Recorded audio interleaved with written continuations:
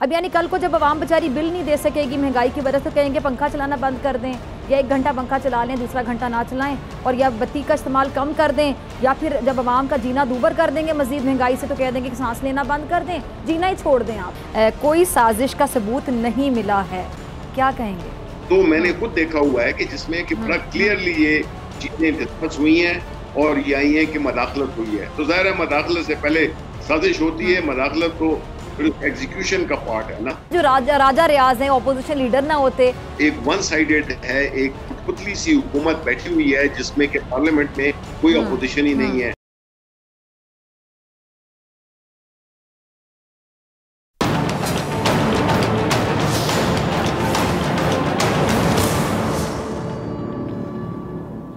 अस्सलाम वालेकुम, प्रोग्राम में खुशामदीद। आज बात होगी इमरान खान साहब ने मुत्तहिदा हुकूमत को फिर रखा निशाने पर, बिल्ले को दूध की रखवाली पर बिठा दिया गया, कप्तान का इशारा आखिर किस तरफ था, लीगी रहनुमा ने इक़्तिदार लेने को मुश्किल फैसला क्यों कह दिया, IMF का हुकूमत से मुसलसल डू मोर का मुतालिबा, लीगी रहनुमा अता तारड़ ने नाजेबा इशारा क्यों किया। लेकिन सबसे पहले बात करते हैं कप्तान की। इमरान खान साहब ने मुल्क की मईशत को सहारा देने के लिए अपनी तमाम तर तवानाइयाँ सर्फ की हैं। मईशत को इस्तेहकाम देने के साथ साथ उन्होंने अवाम को भी हर मुमकिन रिलीफ देने की कोशिश की। हमारी जो GDP ग्रोथ है वो बहुत बेहतर होती चली गई, और यहाँ तक कि अब मुल्क की जो ग्रोथ रेट है वो 6% तक पहुँच चुकी है। लेकिन हुकूमत इसका इकरार करने की बजाय खामोश हो गई है। मिफ्ता साहब से जब बार बार ये सवाल पूछा गया कि इस वक्त मुल्क की ग्रोथ रेट जो है 6% है, तो मिफ्ता साहब ने इस पर बात करने से साफ साफ इनकार कर दिया। कहते हैं कि वो इस पर कोई बात कर ही नहीं सकते। जो इस बात का एतराफ़ था कि जी इमरान खान साहब ने मईशत को भरपूर तरीके से इस्तेहकाम देने की कोशिश की, और ख़ास तौर पर ऐसे वक्त में जब कोरोना की वबा ने पूरी दुनिया की मईशत को हिला कर रख दिया, तो इसके बावजूद इमरान खान ने अपनी बेहतरीन कारकर्दगी से अवाम को भूख से बचाया, मईशत को भी नुकसान नहीं पहुँचने दिया। और यही बात इमरान खान ने आज खैबर पख्तूनख्वा हाउस में तकरीब से खिताब ने की, जिसमें उन्होंने हुकूमत की जो मईशत दुश्मन पॉलिसी है उस पर और बैरूनी ताकतों का आलाकार बनने पर हुकूमत को खूब तनकीद का निशाना बनाया। क्या कहना था उनका, सुनिएगा, देखिएगा। जी सुना आपने इमरान खान साहब को, वो अपने दौरे हुकूमत में पेश आने वाली जो मुश्किलात थीं, चैलेंजेस थे, उन पर रोशनी डाल रहे थे, तफसील से बता रहे थे, कौम को ये बता रहे थे कि जी कोरोना की वबा ने उनकी हुकूमत के लिए भी बेपनाह मुश्किल खड़ी की। लेकिन सख्त हालात के बावजूद इमरान खान की हुकूमत ने अवाम और मईशत का हाथ थामे रखा, और यकीनी तौर पर आलमी सतह पर भी इमरान खान के इस ज़बरदस्त इक़दाम को पूरी दुनिया में सराहा गया, और दुनिया ने कोरोना के खिलाफ पाकिस्तान की हिकमत अमली पर चलने पर गौर करना शुरू कर दिया। कप्तान ने स्मार्ट लॉकडाउन के जरिए स्मार्ट तरीका अपनाते हुए मईशत और अवाम को बड़ी तबाही से बचा लिया। इमरान खान हुकूमत ने कोरोना के दिनों में भी सनतों को बंद नहीं होने दिया, और बिलाशुबा दुनिया में पाकिस्तान समेत 5 ममालिक ऐसे थे जिन्होंने अपनी मुल्क और कौम को कोरोना की तबाही से बचाया, और ये इमरान खान ही थे जिनकी बदौलत पाकिस्तान का नाम भी इन 5 ममालिक में शामिल था। अब सारी बात होती है नाज़रीन फोकस की। चूँकि इमरान खान का जो सारा फोकस है वो अवाम और मुल्क की खिदमत और तरक्की था, इसलिए उन्होंने पूरी ईमानदारी के साथ और नेक नीयती के साथ, नीयत भी बड़ा मैटर करती है, बड़ी ज़रूरी होती है, अगर नीयत ना हो तो कोई कुछ नहीं कर सकता। उनकी नीयत अच्छी थी, ईमानदारी के साथ, नेक नीयती के साथ मुल्क और अवाम के लिए उन्होंने काम किया, और नतीजा ये निकला कि मुश्किल हालात में भी अल्लाह पाक ने इमरान खान की लाज रखी। ये बात हकीकत है कि अगर कोरोना की वबा सर नहीं उठाती तो मईशत में और भी ज़्यादा बेहतरी आ जाती, लेकिन मौजूदा हुकूमत तो सिर्फ मईशत को डुबोने आई है, क्योंकि इनका जो फोकस है गरीब अवाम, बढ़ती महंगाई और मईशत की बेहतरी पर नहीं है। इन्हें तो सिर्फ और सिर्फ अपनी बेहतरी चाहिए है। अब आप देखिए सारे लोग अपने अपने मुकदमात के खात्मे में लग गए हैं। इन्हें सिर्फ यही बात सताती रहती है कि ये लोग किसी तरीके से अपना नाम या तो ECL में ना आने दें, या फिर ECL से किसी तरीके से अपना नाम बाहर निकालने में कामयाब हो जाएं। जैसे कि लोग अपना नाम ECL से निकालने में कामयाब भी हुए हैं, लेकिन भला हो सुप्रीम कोर्ट का, जिसने इस बात पर अज खुद नोटिस लिया। अब खबर ये कि सुप्रीम कोर्ट ने ECL में शामिल अफराद को बैरून मुल्क सफ़र करने के लिए वजारत दाखिला और अदालत से इजाज़त लेने का हुक्म दे दिया है। लेकिन chief justice of Pakistan justice Umar Ata Bandial ने साथ ये रिमार्क्स भी दिए हैं कि बाइख्तियार अफराद ने तरमीम करके फ़ायदा उठाया। अब आला अदलिया ने भी कह दिया कि मौजूदा हुकूमत के लोगों ने खुद को भरपूर फ़ायदा दिया, लेकिन ये लोग आवाम का फ़ायदा सोचने के लिए कतई तौर पर तैयार नहीं हैं। और यही वजह है कि इमरान खान कह रहे हैं कि 30 साल से दो ख़ानदानों ने सिर्फ अपने लिए सियासत की और अब भी इनकी सियासत का महवर आवाम नहीं बल्कि इनकी अपनी ज़ात है। इनकी सियासत तो अपने इर्द गिर्द घूमती रहती है या अपने अपने ख़ानदानों के इर्द गिर्द घूमती रहती है। इमरान खान साहब के बकौल ये लोग पहले इन्हें डीजल की कीमतें बढ़ाने पर निशाना बनाते थे, लेकिन आज यही लोग बेदर्दी से महंगाई कर रहे हैं, बढ़ाते चले जा रहे हैं कीमतें चीज़ों की, और यूं बिल्ले को दूध की रखवाली पे बिठा दिया गया है। लेकिन ख्वाजा साद रफ़ीक साहब कहते हैं कि हमने ये जो कांटों भरा इक़्तिदार है ये इसलिए लिया है ताकि अवाम को मुश्किलात से निकाला जा सके। ज़रा सुनिएगा ख्वाजा साहब को। जी सुना आपने ख्वाजा साहब को, क्या कह रहे हैं वो कि जी हाँ जो हमने बोझ लिया है ये लेना बहुत ज़्यादा आसान नहीं था, बड़ा मुश्किल था। हम चाहते तो हम बच कर निकल सकते थे, सारा मलबा निगरान हुकूमत पे गिरा सकते थे, लेकिन हमने ऐसा नहीं किया। अब ख्वाजा साद रफ़ीक की ये मेरे ख्याल से अपनी राय हो सकती है जिस पर कोई इख्तिलाफ़ भी कर सकता है जो करना चाहे। ये लोग यकीनी तौर पर आवाम के लिए नहीं, मुल्क के लिए नहीं, सिर्फ अपने रास्तों के जो कांटे हैं और अपने करप्शन केसेस हैं ना, जो उनके कांटे हैं करप्शन केसेस, उनके बोझ को ख़त्म करने आए हैं। इन्हें कोई सरोकार नहीं है अवाम से, अवाम का बोझ बढ़ने से इन्हें कोई फ़र्क नहीं पड़ता, कोई सरोकारी नहीं है, कोई दिलचस्पी नहीं है। और यही वजह है कि तहरीक इंसाफ के रहनुमा असद उमर और शीरी मज़ारी कुछ फरमा रहे हैं, इस हुकूमत को आईना दिखा रहे हैं। ज़रा क्लिप चलाइएगा। सुना आपने असद उमर और शीरी मज़ारी को, और ये मिफ्ता साहब को निशाने पर रखे हुए थे। अच्छा मुझे मिफ्ता साहब से याद आया कि IMF ने शहबाज हुकूमत से कुछ मज़ीद इक़दामात का मुतालिबा किया है। क्या कहा है कि जी जो मौजूदा बजट है उससे जो कर्ज़ प्रोग्राम है वो बहाल नहीं हो सकता, और IMF ने शहबाज हुकूमत की जानिब से इक़दामात जो हैं उनको नाकाफ़ी करार देते हुए मज़ीद इक़दामात का मुतालिबा किया। मज़ीद इक़दामात से क्या मुराद है नाज़रीन, आप अच्छे तरीके से समझ रहे हैं। IMF नुमाइंदे का ये कहना है कि जी मौजूदा बजट से जो कर्ज़ प्रोग्राम है बहाल नहीं हो सकता, क्योंकि IMF को शहबाज हुकूमत के बजट पर तहफ़्फ़ुज़ात हैं, और IMF मज़ीद बराह रास्त टैक्सों का नफाज चाहता है, यानी और महंगाई। अब यहाँ IMF आवाम पर मज़ीद बोझ गिराना चाहता है, और यकीनी सी बात है हुकूमत IMF के हुक्म की तकमील करते हुए आवाम पर मज़ीद टैक्सों का बोझ डालेगी, होगा ही होगा, मज़ीद महंगाई करेगी, भुगतेगी बेचारी आवाम। और मिफ्ता साहब इसकी पूरी कोशिशों में लग चुके हैं। और आज खबर के मुताबिक विफाकी काबीना इजलास में वज़रा तेल और बिजली की जो कीमतें हैं उसमें मज़ीद इजाफे के बयान पर वज़ीर ख़जाना मिफ्ता इस्माइल पर बरस पड़े, और मिफ्ता की अपनी हुकूमत मिफ्ता साहब को कीमतें बढ़ाने के बजाय दूसरे शोबों से एडजस्टमेंट करने की तजवीज़ भी दी है। अब देखते हैं कि मिफ्ता साहब इस तजवीज़ पर कितना अमल करते हैं। अच्छा, एहसन इकबाल साहब कौम को अनोखी तजवीज़ ज़रूर दे रहे हैं। एहसन इकबाल साहब की जहानत पे भी बड़ी बात होती है, अक्सर कुछ लोग उनको किसी एक टाइटल से भी बुलाते हैं, उनका एक नाम भी रखा हुआ है। खैर मैं वो नाम तो नहीं लेना चाहूँगी, लेकिन हाँ ज़हीन है तभी तो तजावीज़ देते हैं। ज़रा देखिए अब क्या तजवीज़ दे रहे हैं एहसन इकबाल साहब। सुना आपने, एहसन इकबाल साहब अपनी जहानत का मुजाहरा करते हुए आवाम से मुतालबा कर रहे हैं कि जी आवाम जो है वो खाने के तेल का इस्तेमाल कम कर दें, चाय एक एक दो दो प्यालियाँ पीना कम कर दें, और मुफ्त का मशवरा वो इसलिए दे रहे हैं ताकि हुकूमत को चाय की पत्ती बाहर से ज़्यादा इंपोर्ट ना करनी पड़े और ज़र मुबादला का इस्तेमाल जो है ना वो कम से कम करना पड़े। अब यानी कल को जब आवाम बेचारी बिल नहीं दे सकेगी महंगाई की वजह से, तो कहेंगे पंखा चलाना बंद कर दें, या 1 घंटा पंखा चला लें, दूसरा घंटा ना चलाएँ, और या बत्ती का इस्तेमाल कम कर दें, या फिर जब आवाम का जीना दूबर कर देंगे मज़ीद महंगाई से तो कह देंगे कि सांस लेना बंद कर दें, जीना ही छोड़ दें आप। ये किस किस्म के लोग हैं, कैसे मशवरे दे रहे हैं आप लोग आके।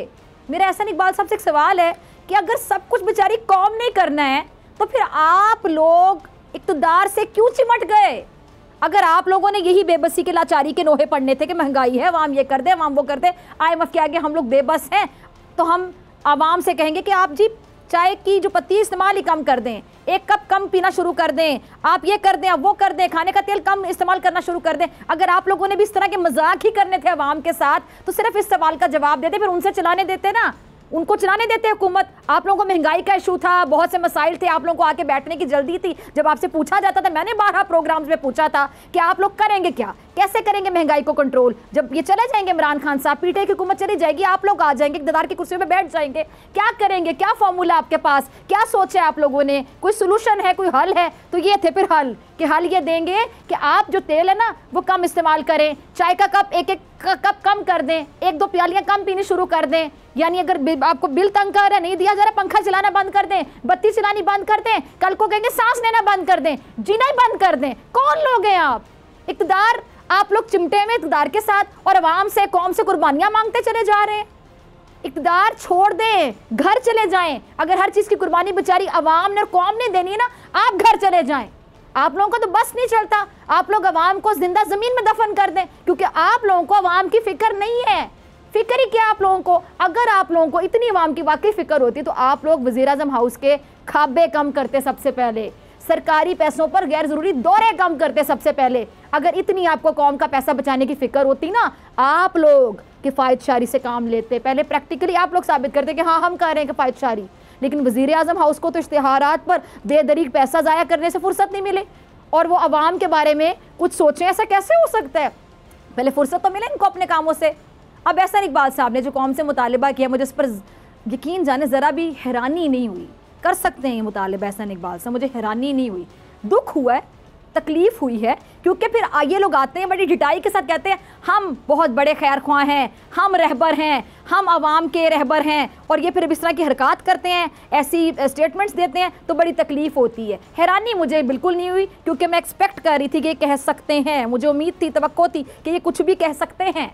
अभी कुछ दिन पहले मिफ्ता साहब ने भी अवाम को क्या मशवरा दिया था कि जिस घर में 4 भाई हैं वो एक रोटी आपस में तकसीम करके खा लें। मिफ्ता साहब अब इस पर बहुत बेबाकी के साथ अपने इस बयान पर वजाहत पता क्या दे रहे हैं कि जी मैंने जो भाइयों वाली बात है, रोटी वाली मिसाल है, वो 4 सूबों से मुताल्लिक कही थी कि जी एक रोटी है, 4 सूबे मिलकर खा लें और जब हालात अच्छे हो जाएँ तो तमाम सूबे पूरी पूरी रोटी खा सकेंगे। अब मिफ्ता साहब कान इधर से पकड़ें उधर से पकड़ें, बात एक ही है। हमारे जो मौजूदा हुक्मरान हैं इनको सिर्फ आवाम के मामले में ही बचत नज़र आती है। इन्होंने अपनी ज़ात को किसी सूरत खसारा नहीं होने देना।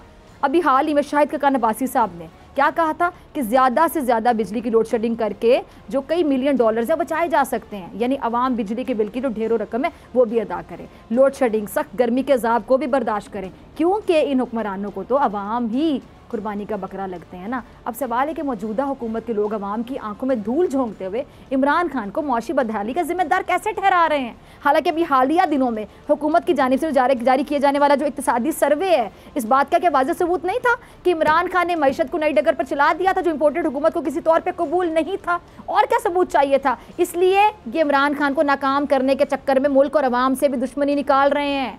अच्छा, दुश्मनी का जो एक खेल है ना, वो तो पंजाब असम्बली में भी खेला जा, लेकिन हमजा शहबाज सारा मलबा तहरीक इंसाफ पे डाल रहे हैं और अपने गिरेबान में झांकने के लिए रत्ती भर भी तैयार नहीं है। देखिएगा, अवाम दिल पे हाथ रखें और बताएं कि इनकी बातों से आपको लगता है कि वाकई इनको अवाम की फ़िक्र है, ये वाकई आप लोगों के रहबर हैं, ये जो रहबरी का दावा करते हैं, क्या कि वाकई ये दावे के साथ जस्टिफाई करते हैं या ये इस पर पूरे उतरते हैं प्रैक्टिकली, ये मैं अवाम पे छोड़ती हूँ। लेकिन एक और सवाल कि ऐसा ये जो सिलसिला है ये कब तक चलेगा? ऐसे नहीं चलेगा। मिलते हैं ब्रेक के बाद।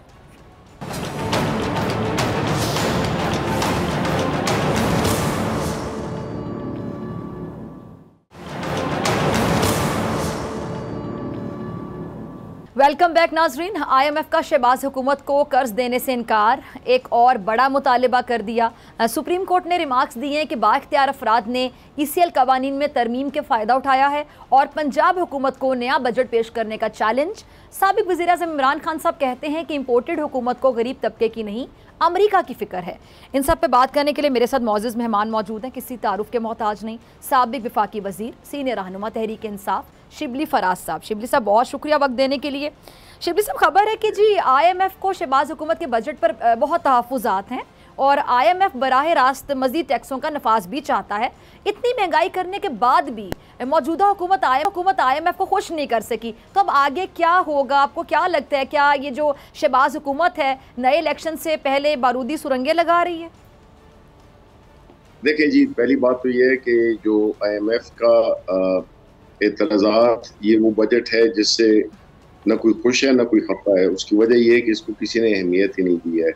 ये हुकूमत जो इस तरह के हमें नज़र आया है कि वो IMF के सामने बिल्कुल लेट गई है, और उसकी वजह है कि इनकी क्रेडिबिलिटी नहीं है, इनकी लेजिटिमेसी नहीं है। ये एक लेजिटिमेट गवर्नमेंट नहीं है in the larger sense of the word, कि क्योंकि इसमें पार्लियामेंट आधी हुई है, जो सबसे बड़ी पार्टी है वो है नहीं, गवर्नमेंट पे सीरियस एलिगेशंस हैं, और फिर जिस तरह के इन्होंने आके एग्जाम्पल किए हैं जिसमें कि उन्होंने अपने आप को एक NRO 2 दिया है, उसकी वजह से जो लोग हैं वो इसको सपोर्ट नहीं कर रहे, और जो इंटरनेशनल इदारे हैं वो भी सपोर्ट करते, क्योंकि इनके पास वो एक मॉरल स्टैंड पॉइंट नहीं है जिससे कि ये नेगोशिएट कर सकें हार्ड तरीके से। हमें भी ये मसाइल आए थे, लेकिन हमने उसको बड़ा स्ट्रांगली डिफेंड किया, क्योंकि अल्टीमेटली तो जो इसके बेनिफिशरी या इसके जो जिस पे असर होता है वो तो पाकिस्तान के अवाम है। अगर आप उन पे एक ऐसा बोझ डालेंगे जिसको वो उठाने की सलाहियत ही नहीं रखते हैं, तो आप इसको मतलब है कि आप अवाम को पीछे रख के और जो इदारे हैं उनकी डिक्टेशन ले रहे हैं। तो आपको एक ऐसा निज़ाम चाहिए जिसमें कि अवाम सपोर्ट कर रहे हैं हुकूमत को। जो गवर्नमेंट अवाम के सपोर्ट से आ रही होती है उसकी कोई हैसियत नहीं होती है। ठीक है जी। अच्छा शिबली साहब, अगर तहरीक इंसाफ लॉन्ग मार्च के हवाले से सुप्रीम कोर्ट के फैसले तक इंतजार करती है, तो क्या तहरीक इंसाफ और इमरान खान साहब ने जो एक मोमेंटम बनाया था जलसों और एहतजाज का, तो वो सुस्त नहीं पड़ जाएगा? और ये जो बढ़ती हुई महंगाई है, इसकी वजह से आपको कारकुनान और अवाम का जो प्रेशर है वो भी आप लोगों पर बढ़ता जाएगा? नहीं, इसमें कोई शक नहीं है, लेकिन बात यह है कि जिस तरह इस वक्त हम एक सुप्रीम कोर्ट के डायरेक्शंस को देख रहे हैं, जिसमें कि हम नहीं चाहते कि हमारे जो पीसफुल जलसे होते हैं, एक पुरअमन हमारा जो एहतजाज है, जिस पे कि हमने माजी में देखा 25 मई को जिस तरह के बेदर्दी के साथ जिस तरह के अनलीश किया गया स्टेट टेररिज्म को, जिस तरह लगता था कि फ़लस्तीन के हम इमेजेस देख रहे हैं या कश्मीर के देख रहे हैं जो भारतीय पुलिस करती है। तो इस चीज़ में हमने ये भी देखा कि ख़वातीन, बच्चों पे, बूढ़ों पे, सब पे, प्रॉपर्टीज़ पे ये जो थी पुलिस थी, उन्होंने एक ऐसा और आंसू गैस जिस तरीके से इस्तेमाल की गई बेदर्दी से, उससे तो लगता ये है कि हम किसी एक कॉलोनी में है जिसमें कि हम अपनी आज़ादी के लिए जद्दोजहद कर रहे हैं। अपनी हुकूमत के दौरान हमने हर पार्टी को, चाहे वो मौलाना हो, चाहे वो PMLN हो, पीपल्स पार्टी का महंगाई मार्च हो, उनको हमने बिल्कुल खुले रास्ते दिए। हमने उनको PDM के जो जलसे होते थे कोई नहीं रोका, क्योंकि हम एक जमहूरी पार्टी हैं और हम समझते हैं कि हर शख्स का, पाकिस्तानी का एक पुरअमन एहतजाज करने का हक है और वो होना चाहिए। लेकिन ये नहीं है कि पुरअमन लोग इकट्ठे हो रहे हैं और आप उस पर एक ऐसा पूरी कुव्वत के साथ, बेदर्दी के साथ आप उस पर हावी होने की कोशिश करें, उसको रोकने की कोशिश करें। तो इसका मतलब है कि ये गवर्नमेंट, जो कि सबको पता है जिस तरीके से आई है, जिस मकसद के लिए आई है, वो मकसद तो इन्होंने आते साथ ही, जिसमें कि FIA के केसेस थे, FIA के रिकॉर्ड्स थे, जो विटनेसेस थी, उनमें से 3 को तो मार दी है और आगे भी पता नहीं कि क्या होगा। तो इन्होंने अपने इलेक्शंस को भी, जो अमेंडमेंट की थी, उसको भी, ये ट्रांसपेरेंट इलेक्शन नहीं चाहते। इसी तरह इन्होंने लैब भी खत्म कर दी है। ठीक है। अच्छा शिबली साहब, ये जो वाकई चाय जो कम पीने का मशवरा दे दिया गया, फिर जो मरियम औरंगजेब साहिबा हैं वो जो 2000 दिया जा रहा है गरीब खानदानों को, वो 2000 का जिस तरह क्रेडिट ले रही थी बड़े एटीट्यूड के साथ, वो भी आपने देखा होगा। फिर वज़ीर आज़म शहबाज शरीफ साहब मशवरे दे रहे थे कि 2000 यहाँ खर्चें, वहाँ खर्चें। मुझे तो समझ नहीं आ रही थी कि पता नहीं 2000 बेचारे लोग कहाँ कहाँ खर्च के, शायद कोई सेविंग अकाउंट खोल कर सेविंग भी कर लेंगे, इतनी बड़ी रकम है ये क्या हो रहा है? ये अवाम के साथ मजाक किया जा रहा है। फिर अवाम ने इतने कॉम्प्रोमाइज़ करने हैं कि 2 कप चाय को 1 कप में पे ले आए, तो फिर ये क्यों आए थे? बिल्कुल जी, बिल्कुल आपने सही कहा कि देखें ये बिल्कुल प्रिपेयर्ड नहीं है। ये इन्होंने जो अपने इर्द गिर्द एक वो माहौल बना दिया था कि ये बड़े अच्छे एडमिनिस्ट्रेटर हैं। देखिए मुल्क को लीडर चाहिए होता है, एडमिनिस्ट्रेटर नहीं चाहिए होता है। वज़ीर आज़म का काम है वो लीड करता है, उसका एक विजन होता है। ये जो गवर्नमेंट आई है, एक तो पहली बात मैं रिपीट करूंगा कि इनके पास इनकी क्रेडिबिलिटी नहीं है, और क्रेडिबिलिटी की उन्होंने इसको यकीनी बनाया है कि आके ऐसे फैसले करना जिन्होंने कि अपने आप को इन्होंने अपने वो बेनिफिट दिए हैं, केसेस अपने खत्म कराने की कोशिश कर रहे हैं और सारी वो चीजें कर रहे हैं जिससे कि इनके जो है और इनकी जो गुनाह है उसका लिहाजा कौम भुगत रही है। इसलिए कि ये बाहर की जो हुकूमतें हैं, बाहर की जो इदारे हैं, वो उनको पता है कि इनके ये करप्ट लोग हैं, इन्होंने अपने एसेट्स हमारे मुल्कों में रखे हुए हैं, तो इनको जितना आप दबा सके वो दबाते हैं। ये बात इमरान खान के साथ नहीं थी। इमरान खान के साथ वो अवाम को जेल में रखते हुए, अगर आप हमारी कोविड से लेकर और आखिरी उस तक आप देखें कि जो गरीबों के लिए वो प्रोग्राम उन्होंने बनाए थे, जिसमें ये मजाक उड़ाते थे, जिस तरह लंगर खाने थे, जिस तरह के गए थी, तो ये अवाम का दर्द रखते थे। अवाम का दर्द रखते हैं ये वाले लोग हैं जिस तरह के वो फ्रेंच क्वीन ने कहा था कि इनके पास अगर रोटी नहीं है तो जब वो केक खाएं, ये वो वाले लोग हैं, ये उस मेंटालिटी के लोग हैं। तो अब अगर ऐसा इकबाल जो कि यहाँ PMLN के जाने जाते हैं, अगर वो ये बात कर रहे हैं कि जी हम एक कप चाय पिए, जिस तरह मैंने पहले कहा कि हम तो प्रोटेस्ट में एक और कप चाय पी रहे हैं, ये कोई बात नहीं है कि आप जो है तो गरीब लोगों के पास और है क्या, चीनी चाय ये सारी जो बुनियादी रोटी है, जिस तरह की उसने कहा कि जी मुफ्ता इस्माइल ने कि जी एक दो भाई हैं तो एक रोटी को तकसीम करके खाएं, ये बजाय से कि कहें कि हम दो रोटियों के वो करें माहौल बनाएंगे जिससे कि लोग दो रोटियां खा सकें। तो ये हुकूमत जो है ना, इनको कुछ समझ नहीं आ रही है। ये बिल्कुल चीज, आप डॉलर देख लें, आप इकोनॉमी के हाल, एक्सपोर्ट देख लें, रेमिटेंसेस देख लें, तो ये तो मुल्क को एक बड़े एक खाई में ले जा रहे हैं और ये बातें बड़ी करते थे और अब जो है तो ये चीजें इनकी समझ में नहीं आ रही, कंट्रोल तो प्रैक्टिकली कुछ नहीं कर रहे। तो इसलिए हमारे मुल्क एक तारीख तरीन हमारा पॉलिटिकल हिस्ट्री में ये हुकूमत जानी जाएगी, एक इंतहाई नाअहल, इंतहाई करप्ट और एक सेल्फ सर्विंग, यानी अपने आप को फायदे देने के लिए अपनी चीजें इन्होंने उसको करने के लिए आए हैं, ये आवाम की खिदमत के लिए नहीं आए हैं। ठीक है शिबली साहब, मुझे ब्रेक का कहा जा रहा है, ठीक है ब्रेक के बाद मिलते हैं, कुछ और अहम सवाल ब्रेक के बाद।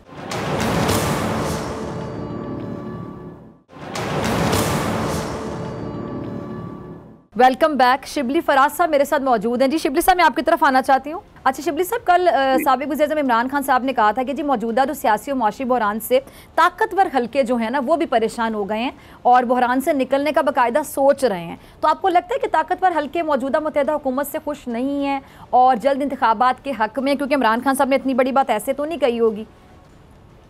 देखिए बात यह है कि हमारे दौर में हमने एक बनाई थी नेशनल सिक्योरिटी पॉलिसी, और उस नेशनल सिक्योरिटी पॉलिसी में पहली दफा जो एक वो था, इकोनॉमिक सिक्योरिटी को एक अहम सुतून के तौर पे हैसियत दी गई थी।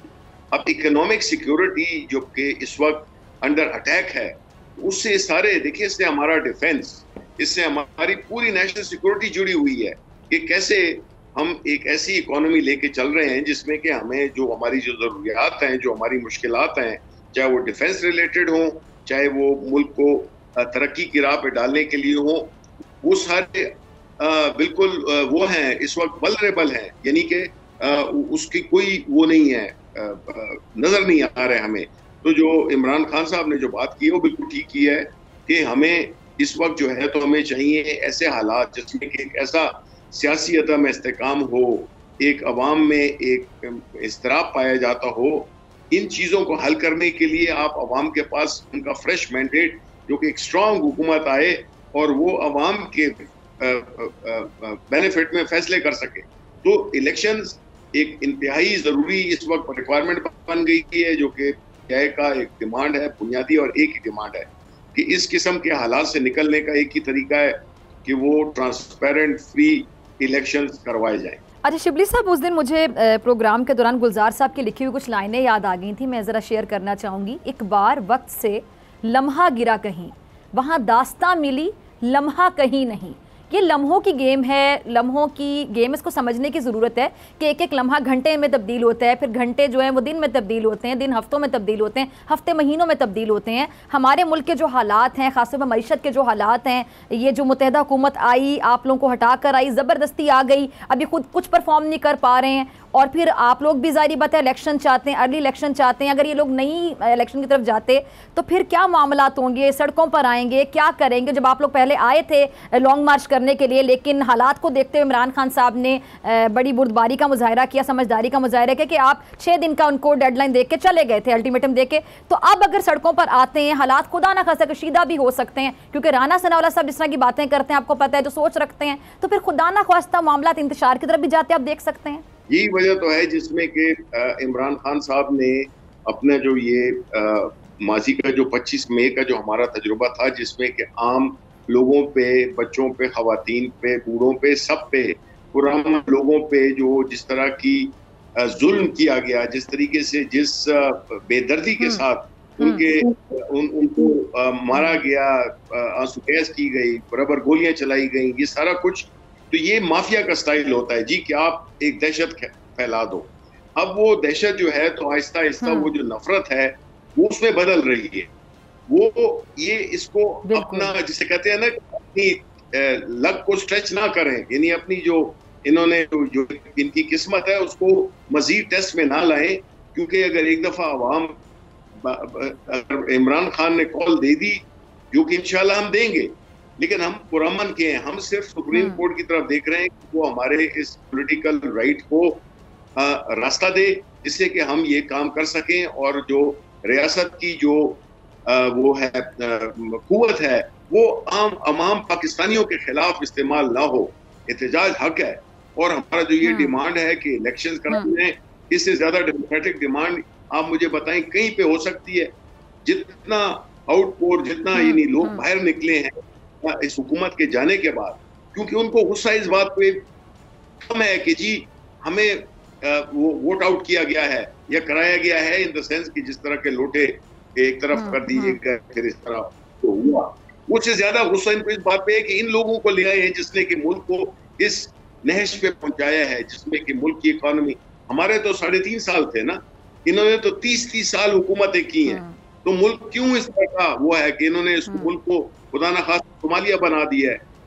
हम तो आए थे, हम चीजें कर रहे थे, हमने इकोनॉमी को स्टेबलाइज किया, हमने कोविड जैसे चैलेंजिंग माहौल में भी इस मुल्क की इकोनॉमी, सेहत, जानों का, कारोबार का हमने वो किया, और 6% कभी हुआ नहीं है कि 2 साल में मुसलसल, और कोविड के बाद एक ऐसा हमने ग्रोथ दिखाई जिसमें कि सब चीजें ठीक चल रही थी, आपके रिजर्व्स भी ठीक थे, आपके जो एक्सचेंज रेट है वो भी स्टेबल हो गया था, नॉर्मल चीजें चल रही थी, आवाम को मुश्किलात थी लेकिन वो मुश्किलात नहीं है। लोड शेडिंग देखें ना आप, लोड शेडिंग कितनी बुरी हुई है, 60 रुपए पेट्रोल बढ़ा दिया है, बिजली के जो है ऐसे वो कर दिए हैं, इंक्रीज कर दी है कि ये नामुमकिन हो गया गरीब आवाम के लिए, मतलब सांस लेना भी नामुमकिन हो गया। अच्छा शिबली साहब, अगर ये जो मौजूदा हुकूमत है ये तहरीक इंसाफ के साथ मुज़ाकरात की बात करती है, यानी मुज़ाकरात पर आमादा होते हैं, इस पर क्या मौक़िफ़ है? क्या नए इंतखाबात के मामले पर आप लोग इन लोगों के साथ बैठ कर बात करने को तैयार हैं हुकूमत के साथ? देखें, ये बात तो तय हो गई है,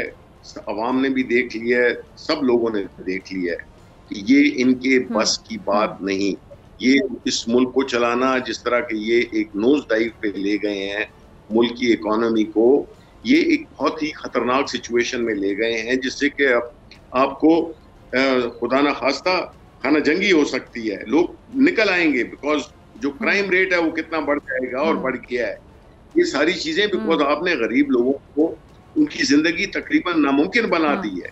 इस मौसम में देखें, लोड शेडिंग देखें, हमारे वक्त में कोई लोड शेडिंग नहीं थी अल्हम्दुलिल्लाह। अब इसका तरीका क्या है? वो ये है कि ये हुकूमत इलेक्शन का ऐलान करे।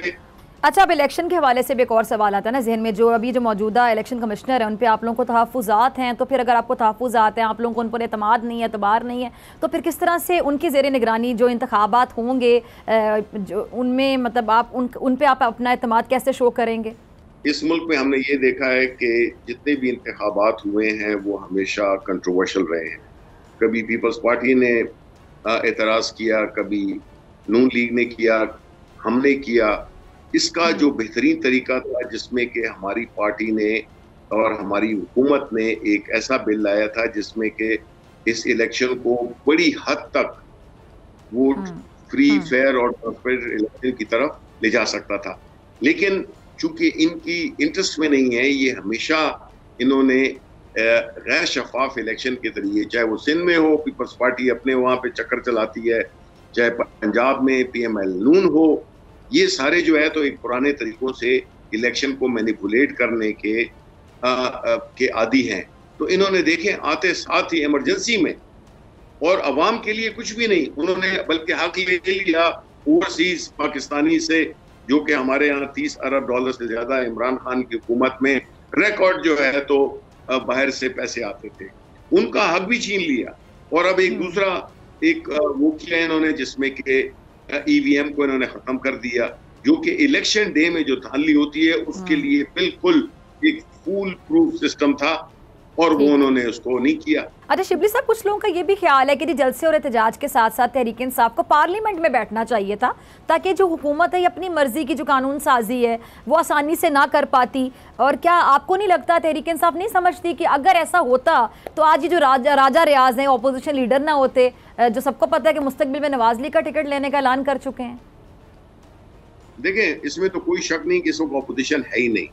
यही हम कहते हैं कि जो दुनिया के दूसरे ममालिक हैं, इदारे हैं, वो यही देखते हैं कि एक मुल्क जिसमें अपोजिशन ही नहीं है, यानी कि कोई एक वन साइडेड है, एक कुटपुतली सी हुकूमत बैठी हुई है जिसमें कि पार्लियामेंट में कोई अपोजिशन ही नहीं है।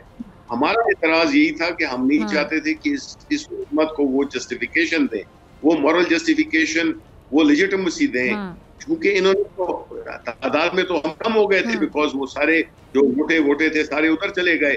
तो उसकी वजह से हम उधर बैठते भी इन्होंने कानूनसाजी यही करनी थी। हम बहुत ज्यादा तो शोर मचा लेते, लेकिन करना इनका वही होता जो कि इन्होंने वो किया है। तो हमारे बाहर रहने से इनके सारे जो एक्ट्स हैं, इनके सारे की जो कानून साजी है, ये फैसले हैं, वो उनके गिर्द बहुत सवालिया निशान खड़े हो गए हैं।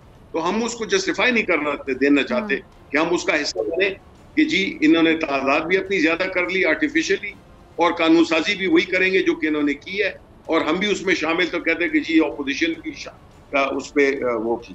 लेकिन ये कॉम्प्लिकेटेड इशू है, और हम ये इसीलिए चाहते हैं कि ये ज्यादा देर इस तरह का माहौल नहीं चल सकता। कुछ देर पहले एक निजी टीवी चैनल को डीजी ISPR ने इंटरव्यू दिया है और उन्होंने कहा है बाकायदा कि जी कोई साजिश का सबूत नहीं मिला है। क्या कहेंगे? देखें, ये तो उसके जो मिनट्स हैं, मेरा ख्याल है कि वो उनको पब्लिक करना चाहिए। हमने सुप्रीम कोर्ट के चीफ जस्टिस साहब को, सेनेट चेयरमैन को, स्पीकर को, हमने ये सारी चीजें भेजी हुई हैं, जिसमें कि अगर आप उसके मिनट्स देखें, जो कि मैं उस वक्त कैबिनेट मिनिस्टर था, तो मैंने खुद देखा हुआ है कि जिसमें कि बड़ा क्लियरली ये चीजें डिस्कस हुई हैं और ये आई हैं कि मदाखलत हुई है। तो जाहिर है मदाखलत से पहले साजिश होती है, मदाखलत तो फिर एग्जीक्यूशन का पार्ट है ना। तो इसलिए मेरा ख्याल ये है कि इन इश्यूज को भी हमें देखना चाहिए कि इस तरह की चीजें मुल्क की सलामती के लिए ठीक नहीं है कि एक बाहर का कोई मुल्क हमारे मुल्क में एक रिजीम चेंज करे। तो ये सब की बेहतरी इसी में ही है कि हम इस चीज की तह तक जाएं और हम एक ऐसा माहौल, एक ऐसा वो एक तरीकाकार वजह करें जिसमें कि कोई हमारी मुल्क की सियासत में, और ये पहला मुल्क नहीं है, ये ईरान में हो चुका है, ये साउथ अमेरिका में हो चुका है, ये 74 मुल्कों में हो चुका है। ये तो ये कोई अनहोनी बात नहीं है। ये है कि हमने अपने खुद को उनके रहमो करम पे छोड़ दिया। ठीक है जी, बहुत शुक्रिया शिबली फराज साहब आपके वक्त के लिए। इसी के साथ मुझे दीजिए इजाजत। आपसे मुलाकात होगी इंशाल्लाह कल सेम टाइम सेम चैनल। अगर जिंदगी ने वफा की, दुआओं में याद रखिएगा, अपना बहुत ख्याल रखिएगा। अल्लाह निगहबान। सब्सक्राइब करें और बेल दबाएं ताकि कोई खबर रह न जाए।